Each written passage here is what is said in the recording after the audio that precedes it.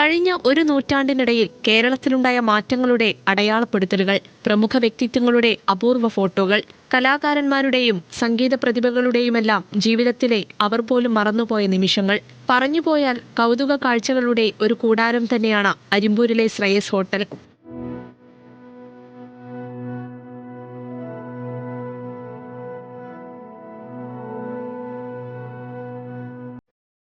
ഹോട്ടലുടമ Rameshan school കുട്ടിയായിരുന്ന കാലം മുതൽ ശേഖരിച്ച ചിത്രങ്ങളാണ് ഇവിടെ നിധി പോലെ സൂക്ഷിച്ചിരിക്കുന്നത്.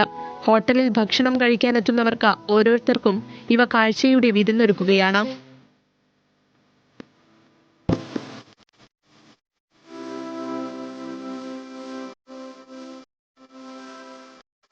അരിമ്പൂർ എറവിലുള്ള ശ്രേയസ് ഹോട്ടലിന് മറ്റൊരു പ്രത്യേകത കൂടിയുണ്ട്. എല്ലാ വർഷവും ഓണത്തോടനുബന്ധിച്ച് ഇവിടെ ഒരു സൗജന്യ ഉത്രാട സദ്യ നടക്കും.